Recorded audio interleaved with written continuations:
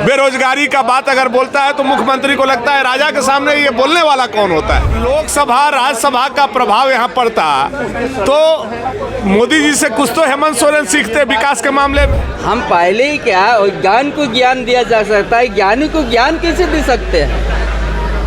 अबुआ आवास के नाम पर 10-10 हजार रुपया वसूली शुरू तो कोई ये बोलता है 32 का खाद्यान्न के लिए आदिवासी इकला का, जो भी यहाँ का है सभी का है, और उसी को आधार मार के हम लोग स्थानीय नीति बना के हम लोग नियोजन करेंगे। विधानसभा शीतकालीन सत्र का चौथा दिन है और आज भाजपा और भी ज़्यादा आक्रामक दिख रही है। जिस तरह से कल 3 विधायकों को अध्यक्ष ने सदन की कार्यवाही से निलंबित कर दिया, उसके बाद से लगातार भाजपा के तमाम विधायक सरकार पर और खुद विधानसभा अध्यक्ष पर सवाल उठा रहे हैं। अगर आज की बात करें तो आज तोशक और तकिया लेकर जो निलंबित विधायक है वो सदन के बाहर सीढ़ियों पर बैठ गए और लगातार सरकार के खिलाफ नारेबाजी कर रहे हैं। साफ तौर पर तमाम विधायकों का कहना है कि सरकार युवाओं के मुद्दे पर चर्चा नहीं करना चाहती, सिर्फ युवाओं को ठगने का काम किया है। आपको सुनाते हैं और क्या कुछ कहा भाजपा विधायक ने। देखिए, ये जो निलंबित किया गया है ये निलंबन नियम के अनुकूल नहीं है, प्रतिकूल है। अध्यक्ष खुद इस मामले में कटघरे में खड़े हैं और ऐसा साबित होता है कि अध्यक्ष जो हैं वो मुख्यमंत्री के कहने पर ऐसा कार्रवाई किए हैं और मुख्यमंत्री आज जो हैं युवा के नाम लेते ही भड़क जा रहे हैं, उनके अंदर गुस्सा आ जा रहा है। कोई अगर नौजवान नौकरी बेरोजगारी का बात अगर बोलता है तो मुख्यमंत्री को लगता है राजा के सामने ये बोलने वाला कौन होता है। तो युवा का बात जैसे ही सामने आया मुख्यमंत्री भड़क गए। चूंकि कार्यस्थगन हमने युवा के विषय पर लाया था, जेएसएससी के एग्जाम के लिए लाया था, पारा शिक्षकों को अस्थायी करने के लिए लाया था, अनुबंध कर्मियों को अस्थायी करने के लिए लाया था।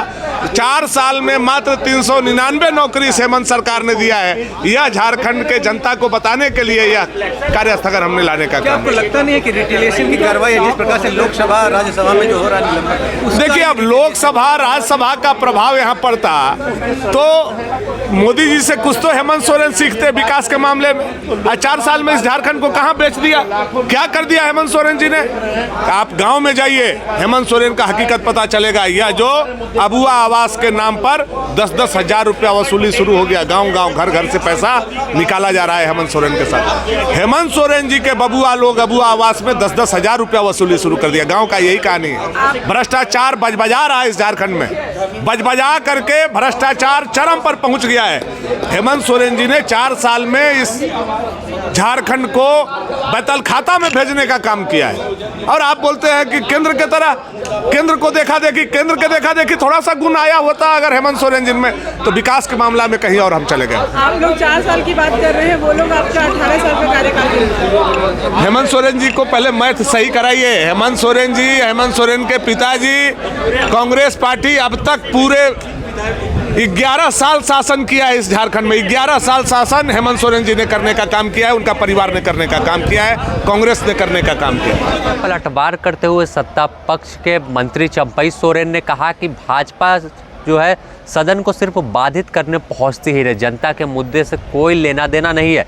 साफ तौर पर पूछा कि जब इनका शासन था तो ये तमाम भाजपा के विधायक क्यों नहीं आवाज़ उठाते दिख रहे थे। हम शुरू से ही आवाज़ उठाते हैं और आगे भी उठाते रहेंगे और तमाम जनता के मुद्दों पर सरकार काम कर रही है। आपको सुनाते हैं क्या कुछ कहा चंपई सोरेन ने। स्टेट पारा शिक्षकों की बात करें, आखिर आपका वादा क्या हुआ ये पूछ रही है बीजेपी 18 साल क्या किया वो, सामने देखकर बोलिएगा। 18 साल जो कुछ नहीं किया है और 2 साल में हिसाब मांग रहा है। ज़्यादा आरोप प्रत्यारोप में तो नुकसान छात्रों का हो रहा है। कुछ नहीं हो रहा है, बीजेपी का नुकसान हो रहा है। कैसे दादा? उन लोग के पास मुद्दा विहीन हो चुका है। अच्छा, उन लोग के पास कोई मुद्दा नहीं रह गया है। दादा आज ये लोग कह रहे हैं कि आज भी सदन में हम हंगामा जारी रखेंगे, हम नहीं उनका विचार है, उनका मौसा ही है। तो हम पहले ही क्या ज्ञान को ज्ञान दिया जा सकता है, ज्ञानी को ज्ञान कैसे दे सकते हैं। इन्हें तो जानबूझ के करने वाला है सदन को बाधित करने के लिए, उसको कैसे समझाएगा। नियोजन चले। नीति स्पष्ट दादा, करने ये को लोग लेकर कह रहे हैं कि विरोधी आपकी लोग कह रहे हैं। सरकार को नियोजन नीति स्पष्ट करना चाहिए। वर्तमान में क्या नियोजन नीति है? नियोजन नीति पर वो बोलना नहीं चाहिए। जब हमने नियोजन नीति को लाया था, बीजेपी के केडर को हाईकोर्ट में ये करके उन लोग को उसको रद्द करवा दिया। कौन था वो? दादा सामने 19 को यूपी बिहार का, एक झारखंड का बीजेपी के नेता आदिवासी, ऐसे करके रद्द कर दिया। उसका बाद हमने यहाँ का झारखंड आंदोलन के समय से यहाँ का स्थानीय का परिभाषित करना है तो 32 का खतियान को लेके 32 कोई आदिवासी अकेला नहीं है, यहाँ पर सब है, सभी समुदाय है, ब्राह्मण भी है। तो कोई ये बोलता है 32 के खतियान के लिए आदिवासी अकेला का, जो भी यहाँ का है सभी का है, और उसी को आधार मार के हम लोग स्थानीय नीति बना के हम लोग नियोजन करेंगे यहाँ का भूमिपुत्र का 3rd और 4th क्लास में।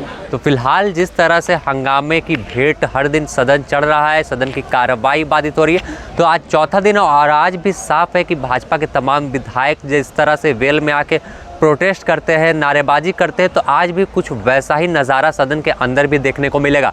फिलहाल पूरा जो सदन है वो सिर्फ भाजपा के जयकारों से गूंज रहा है। जिस तरह से नारेबाजी तमाम भाजपा के विधायक कर रहे हैं, सरकार विरोधी नारेबाजी लगातार कर रहे हैं कि सरकार में हत्या, बलात्कार, लूट और बेरोजगारी चरम पर है, लेकिन सरकार में बैठे लोग चैन की नींद में सोए हैं। फिलहाल द न्यूज़ पोस्ट में इतना ही। हम आपको तमाम शीतकालीन सत्र से जुड़ी अपडेट से रूबरू कराते रहेंगे।